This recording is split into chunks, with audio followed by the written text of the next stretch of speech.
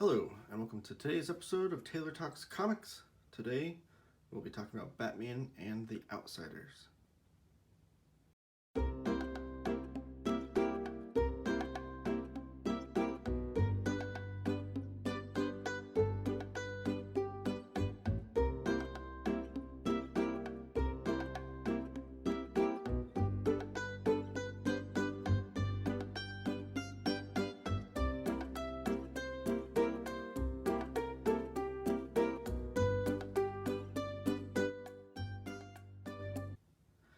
Okay, so these three hardcovers, released by DC Comics, covers the entire 32-issue run of Batman and the Outsiders from the 1980s.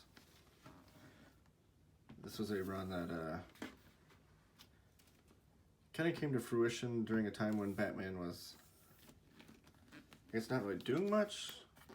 This was just before the Dark Knight Returns era, and so as you can see, these collections are great. They are standard sized.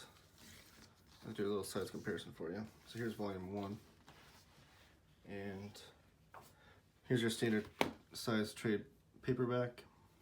So you can see the backing board of the Batman and the Outsiders is a little bit bigger, but the actual page size is the same as standard size trade paperbacks. Here's single issue comic books. And then here's the comparison of an omnibus. Maybe I should have grabbed a DC omnibus, but they're the same trim size. You see, it's not as big as an omnibus. So they are standard size hardcovers. However, they're still pretty great collections. They all come with this yellow spine design. There's the top of Batman's cowl, Batman and the Outsiders, the creators, and the volume number. Volume 2, besides Mike W. Barr and Joe Aparo's name, you see Alan Davis's name because he takes over the artwork. And then on Volume 3, you can see it's just Barr and Davis because he fully takes over the artwork, Alan Davis. So they're really great collections. Here's the backs of them. This and this aesthetic of the film strip here bleeds into the design of the book too, and you'll see that when I open them up. So, pretty cool collections. And like I said, they cover the entire run of issues 1 through 32, plus a little bit more. There's a few other issues that this team showed up in. So, inside the dust jacket, here's volume 1's flaps, if you want to. A little profile over the characters that make up the Outsiders. And they have this boring design that I hate, that DC does. Where it's just like this cheap cardboard material with this like embossed logo. And the embossed logo doesn't bother me, it's just the cheap cardboard bothers me. You can see on the spine, I don't know if that makes out on camera at all.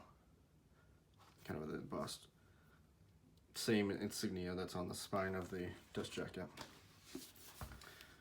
And as far as the design of the book, or the quality of the book, volumes 1 and 3 have this matte, it's not newsprint, it's thicker than newsprint, but it's matte paper. And I actually really like this paper. Long-time viewers of my channel know that I prefer matte paper to glossy paper. But then you'll see volume 2, they changed to glossy paper, and the volume 3 they go back to the same paper quality. I'm not really sure what the decision on that, but you'll be able to see the differences in artwork. I just feel like a matte paper, since the art is drawn on matte paper, to have it finished and printed on matte paper kind of gives you a more pure look at the art. When you put it on glossy paper, I feel like it kind of changes the way that looks. I don't know. So here's the opening pages. Like the end papers are just black. You get this opening title page, and then this with all the creators involved. And then here's Mark W. Barr talking about where the idea of the Outsiders came from and the birth of it, doing an introduction. And here's the first issue. So what is Batman and the Outsiders? As you can see from the title here, just reading the captions, Batman and the Outsiders in this story, derives from an issue where Lucius Fox is taken captive in Markovia, and Batman goes to the Justice League, who's a part of it at this moment in time, and asks for their help to go rescue him. Well, Superman then gets into a kerfuffle with Batman, explaining to him that their jurisdiction does not stretch over to Markovia, and that they don't. And Superman's afraid if they go there and do anything to upset that relationship, that it could cause a world war of sorts between America and Markovia, because they are the Justice League of America. So then Batman is upset, and immediately, because Lucius Fox is his friend and ally, immediately disbands from Justice League, saying he quits. And he goes to Markovia himself. Within that mission to Markovia, he then finds and meets the team that would make up the Outsiders, which are Black Lightning, Geoforce, Halo, Katana, and Metamorpho. So the concept here was for, I think it was very much inspired by the new Teen Titans. In those omnibuses, I have done an overview on my channel as well, so go check that out. But I think the idea was similar to the new Teen Titans, where they would take a key character from the DC universe. In Titans, it was Robin. Here it's Batman. And then they would make up a team around them that would have familiar characters as well as brand new characters. Familiar characters that maybe weren't being used at the time, and then it was a great way to introduce around them these brand new characters into the DC universe. So like in the Teen Titans, you have the makeup of the original Teen Titans team. You had Robin, Wonder Girl, Kid Flash, and then you would introduce amongst that and Beast Boy. Beast Boy is from the Doom Patrol. Then you would introduce Starfire and Raven amongst that team, and it would help, like, it's a great way to jump off with new characters, and it's something that I think is what makes up a good team-up book, which I love team-up books, is to have, like, that kind of blend of familiarity with new characters. So the whole concept of this Batman creating a kind of this, like, Black Ops team that was willing to go outside of jurisdictions that the Justice League was not ready to was very intriguing to me. But I will say that this run doesn't really play with that motif so much that they kind of leave that behind. So a lot of their missions aren't involved under being like a Black Ops out of your jurisdiction type deal. It's really that initial mission, getting the team together, and then they just become like your traditional superhero team. I think that's my only complaint with the book. This whole run is great fun. Right here I do want to stop though. So this is a crossover between Batman and the Outsiders and New Teen Titans. And this takes place over the issues number... it's a two-issue crossover. Batman and the Outsiders issue 5, so only the 5th issue into the run. And New Teen Titans issue number 37. So we're 37 issues into the New Teen Titans when they do this crossover. And this crossover is very important. I talked about this on the New Teen Titans Omnibus. But what makes this crossover is great is that you get to see Mark W. Barr and Jim Aparo working with the Teen Titans characters within this issue. And then the next issue, which is the New Teen Titans 37. Let's see if we can find that. Right here. No. That's the following issue. Or am I wrong here? Oh, I'm sorry. I stand corrected. It starts off with New Teen Titans 37, and then it goes into Batman and the Outsiders 5. So on the covers here, you get to see George Perez drawing the Batman and the Outsiders characters, and he does the artwork in the New Teen Titans issue. And then you get to see Jim Aparo drawing the new Teen Titans. Which is kind of a big deal because up to this point, the only artist on New Teen Titans was George Perez. So this is the first time you get to see another artist do their take on Starfire and Raven. And Jim Aparo is an incredible artist, so it's very fun.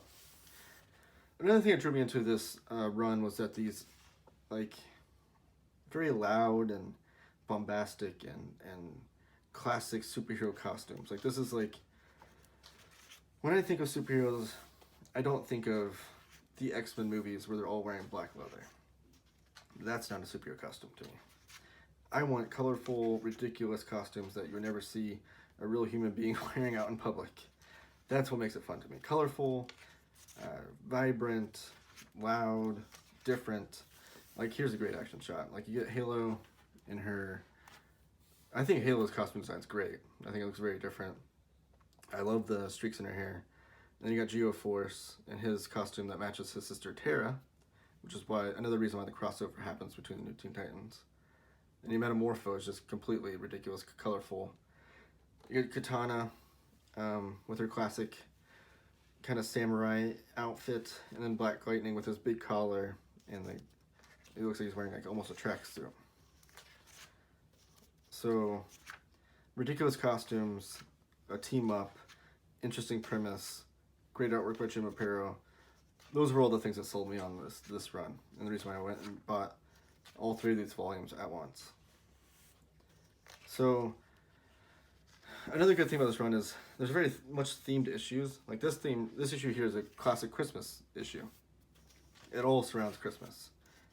So, I think one day I might do, like around Christmas time, I think I want to do like themed episodes like that. Like, you know, a lot of comic book channels do like Spooktober. I'll probably do something like that. But also like Christmas themed issues. Like I might find like classic issues that take place around that time. Maybe around Veterans Day I can do war comics, that kind of thing. If that's something you're interested in, let me know in the comments down below. I guess this is a good time also to remind you to give this video a thumbs up, subscribe, and share the video. But I do love this too. Like, so the Christmas episode, there's very much snowscapes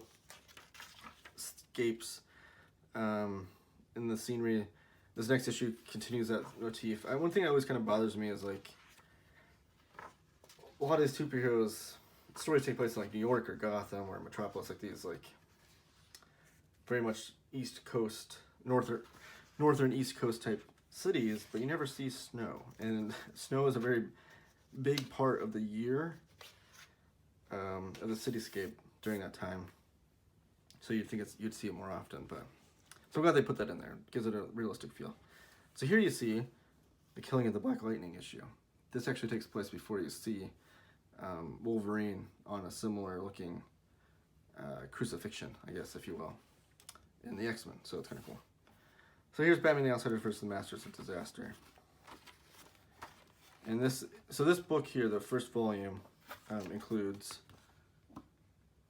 Batman and the Outsiders 1 through 13, Brave and the Bold 200, and like I said, the New Teen Titans 37. So it includes 15 issues of comics there. And the binding is glued binding, so as you can see, like it doesn't come up from the spine there. It does lay pretty flat. There aren't a lot of 2-page spreads that you run into where it's like you get gutter loss. But early on in the book, you will kind of find yourself, see, kind of closes on its own. You'll find yourself kind of holding the book and kind of spreading it out a little bit as you're reading it. But it is standard size and it's pretty thin, so it's not the biggest issue with that. So that's volume 1. So volume 2 is where the series really kicks into gear. It's probably my favorite volume of the run. One thing that's also pretty similar to the New Teen Titans run with these books is that you'll have like the team going on adventures, but also you have issues within that. You have issues dedicated to the certain heroes. So here's this volume. Volume 2 includes Batman the Outsiders Annual 1, and then it continues on with issues 14 through 23. But you'll have an issue or two that's about like Katana and her origin. You have an issue. This volume really hammers home the origin and the story of Halo. Because Halo's conceit, her character's conceit, is that she doesn't remember anything from her past. And I'll get to that in a second. But so this first annual, this first annual is 1984. Do you know where your freedoms are? I don't think that is a mistake. This does take place in 1984. It was published in 1984, but I think that's also an homage to the classic story and literature of 1984, because this is a very political issue. People that want politics out of their comics and think that that's a new found phenomenon. This is 1984. This is very much entrenched in politics, and also very relevant to today in the political climate of today. So you have this character here, and Eric Blairman, and he wants to restore and control the country. So he creates the Force of July, which I love those punny, stupid names too in my superhero comics. So this is the Force of July, very patriotic. And his thing is that he can gain control of the country as long as he gets rid of Batman and the Outsiders. So that's his goal. He gets rid of them and he can control the country. And through that, by gaining control of the country, his mission is to have our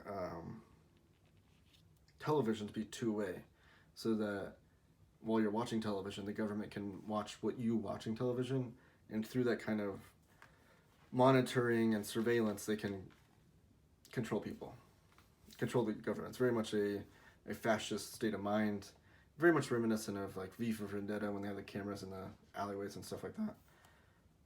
So here's the 4th of July. Here's them introducing themselves.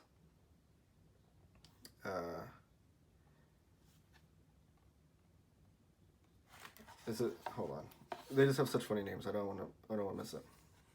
Okay, so this is Major Victory. This is the leader of the group. And then this is Lady Liberty, which obviously you can see she's the one, looks like a Statue of Liberty. This is the Silent Majority is his character's name. He can multiply, very much like Multiple Man, but he's called the Silent Majority. Have you heard that in the lexicon of American politics today? And then here's kind of a startling line that wouldn't have stood out if it wasn't for the current political climate, but so Eric Blairman's on this helicopter trying to get away, and he says, "Tomorrow, we'll make America great again." It's kind of eerie thinking about today's political climate, but if they would succeed or not. So within this annuals are usually, they can be 40 to 60 pages. They're big-sized issues. The team splits off into their separate missions. So that was chapter 1. This is chapter 2, and it's Halo and Black Lightning. So those two characters go kind of on their own mission. They're Sparkler, part of the Force of July. And then the next chapter is Katana and Metamorpho. So you get these kind of splitting off of the characters, which is great because you get to know those characters deeper. And then also, this is Geoforce, his little chapter. Also, you get to see those characters interacting just amongst themselves, so you get to see them build a relationship between like Katana and Metamorpho as they learn more about each other. And here, Blairman's caught them captive as he's telling them their plan. Well, there we go. Yeah, duh. Okay. So the George Orwell story of 1984 takes place within this, and I believe the weapon, he even calls it the Orwellian mission, because it's in homage to George Orwell. I'm trying to see if I can find it here. Okay, yeah, I can't find it on here.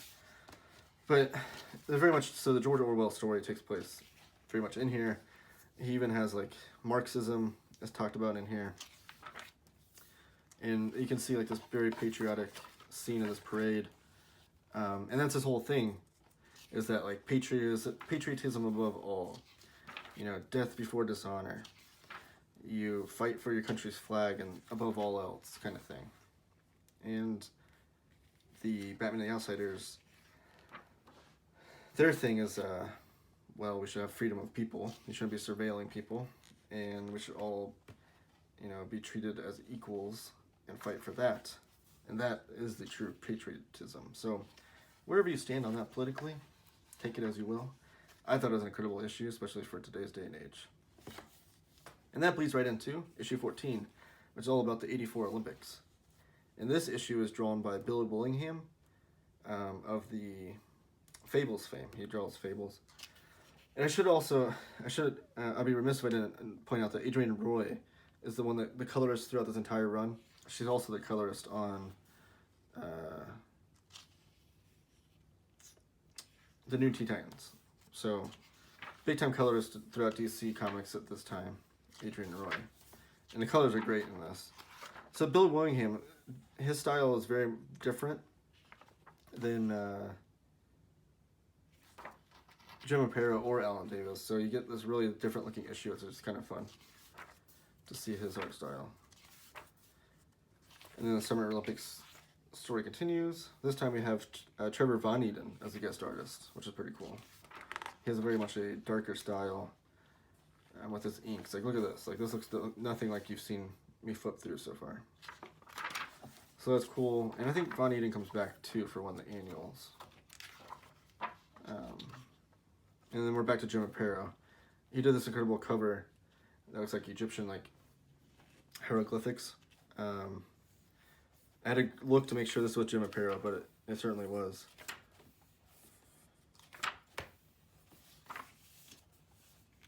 Sorry, there it is. So this was Jim Aparo kind of experimenting with things, and it's always fun to see artists do that. So I keep flipping through here.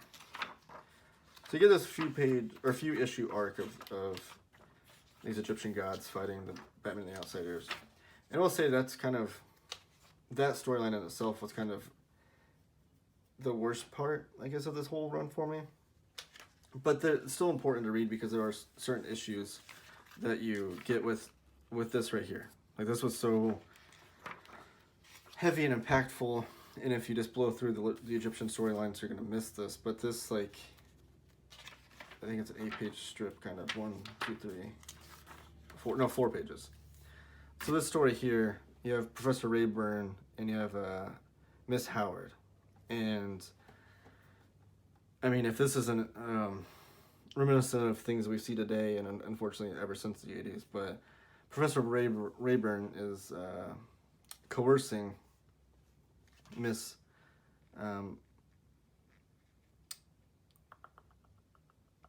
Howard, into a relationship for a scholarship. And she has no interest in this. You can see he forces himself upon her. She smacks him, and then he threatens her, saying, like, nobody's going to believe you over me. They're going to think that you're promiscuous, if you will. I'm trying to keep my language color, or as PG as I can here. And then she goes through this downward spiral, as you can imagine, having to be stuck in that situation where you're just trying to innocently earn a scholarship, and this man is being incredibly evil. She goes down this downward spiral, and she's just thinking about her parents, and then thinking about what they're going to think of her as, like, a failure as a student, and if anything comes out that Rayburn, spreads these lies about her. So then she chooses to take too many sleeping pills, and you can imagine what the scene would look like next. This was super heavy, and that's one thing I love about the Batman and the Outsiders, is it definitely touches on, like I've talked about, political issues, social issues. Here's another Christmas issue. But social issues, political issues, heavy topics such as overdosing, such as, there she is calling for help. Miss Howard, such as sexual assault. Like, all these topics are being touched on throughout this story of a fun, colorful team-up with ridiculous costumes, with B and C list superheroes, and Mark Barr. I think Mark W. Barr, I feel like does a great job of expressing that and telling these stories, to where he, you know, lets the heroes have their day, lets the villains get their comeuppance when they're doing evil things such as that, and just having a great commentary on the moral conundrums involved in all of those topics. So, like I said, I came to Batman and the Outsiders for the team-ups with the C and B list superheroes and the colorful, ridiculous costumes, and I stayed for the great writing from Mark W. Barr that touches on all those topics. So, that's my pitch to you on why you should buy Batman and the Outsiders. Just real quickly, I want to flip through here. So Volume 3 then includes, it takes place right after Volume 2, obviously, and it kicks right off with issues 24 through 32, has the Batman and the Outsiders Annual 2, and DC Comics Presents 83.